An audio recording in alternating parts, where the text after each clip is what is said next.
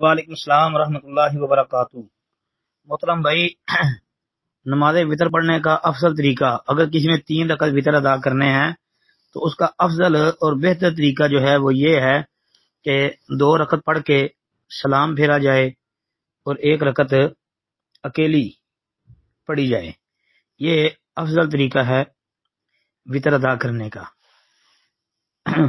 اور حنفیوں کے ایک بڑے عالم علامہ انور شاہ کاشمیری دارالعلوم دیوبند کے پہلے شیخ حدیث، وہ مرحوم فرماتے ہیں کہ اس حدیث کو کہ نبی علیہ الصلوۃ والسلام جب 3 وطر یعنی 2 پڑھ کے سلام پھیرتے پھر 1 پڑھتے، یعنی اس حدیث کو صحیح مان کر صحیح تسلیم کر کے تو وہ 14 سال تک اس کا جواب تلاش کرتے رہے، صرف اس لیے کہ حنفی جو ہے مسلک وہ بچ جائے۔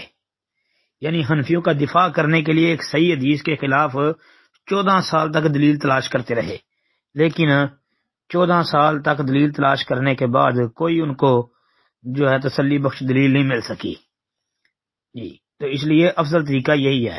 اور ام المومنین عائشہ رضی اللہ تعالی عنہا سے مروی جو حدیث صحیح مسلم 736 نمبر پر اور صحیح بخاری کے اندر 626 نمبر پر، اس کے علاوہ ترمذی، موطا امام مالک، نسائی وغیرہ میں آتی ہے کہ امی عائشہ صدیقہ رضی اللہ عنہ بیان کرتی ہیں کہ نبی علیہ الصلوۃ والسلام عشاء کی نماز سے فارغ ہونے کے بعد فجر تک جو ہے وہ 11 رکعت نماز پڑھتے۔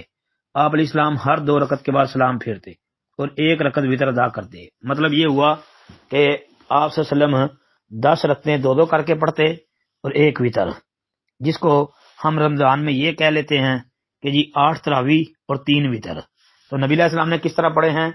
8 رکعتیں 2 کر کے، پھر 2 رکعت پڑھ کے، پھر 1 اکیلی پڑھی۔ اور یہ حضرت عائشہ رضی اللہ عنہ کے علاوہ بھی صحابہ سے یہ چیز ثابت ہے۔ مثلا عبداللہ بن عمر اور عبداللہ بن عباس رضی اللہ تعالی عنہما سے مروی جو ہے روایت میں یہ بھی آتا ہے، وہ بھی صحیح مسلم اور نسائی وغیرہ کے اندر آتی ہے کہ نبی علیہ الصلوۃ والسلام نے فرمایا وطر رات کے آخر میں 1 رکعت ہے جی۔ یہ صحیح مسلم میں 752-53 نمبر حدیث دیکھ لیں۔ اور امی عائشہ صدیقہ والی حدیث پہلے میں نے عرض کر دی ہے۔ ایسے ہی عبداللہ بن عمر رضی اللہ تعالیٰ عنہ سے مروی یہ حدیث بھی ہے کہ نبی علیہ الصلوۃ والسلام نے فرمایا جب تمہیں صبح ہونے کا خدشہ ہو تو 1 وطر پڑھ لو۔ تو اس لیے بھائی 2 کر کے رکھتے پڑھو، اور اگر 3 رکھتے وطر اکٹھی پڑھنی ہے تو پھر 2 پڑھ کے سلام پھیر دو اور 1 الگ پڑھو، یہ افضل طریقہ ہے۔ اور اگر کسی نے اکٹھے 3 پڑھنے ہیں تو پھر بھائی وہ درمیان میں تشہد نہیں بیٹھ سکتا، اس لیے کہ ابو ہریرہ رضی اللہ تعالیٰ عنہ سے مروی حدیث ہے سنن دار قطنی کے اندر جلد 2 صفحہ 24 پر، امام دار قطنی رحمۃ اللہ نے اس کے راویوں کو بھی ثقہ قرار دیا ہے، اور یہ مستدرک حاکم وغیرہ کے اندر بھی آتی ہے، اور انشاءاللہ حدیث بھی درست ہے۔ اس میں یہ فرمایا گیا ہے کہ 3 رکعت وطر نہ پڑھو اور مغرب کی نماز سے مشابہت نہ کرو۔ مطلب یہ ہے کہ 3 رکعت وطر اس طرح نہ پڑھو جس طرح مغرب کی نماز پڑھی جاتی ہے، کہ مغرب کی نماز کے اندر جو ہے وہ درمیان میں بیٹھا جاتا ہے، اور اگر بندہ 3 وطر پڑھے اور درمیان میں بیٹھے تو یہ مغرب کی مشابہت ہوگی، اور اس سے نبی علیہ السلام نے منع فرمایا ہے جی۔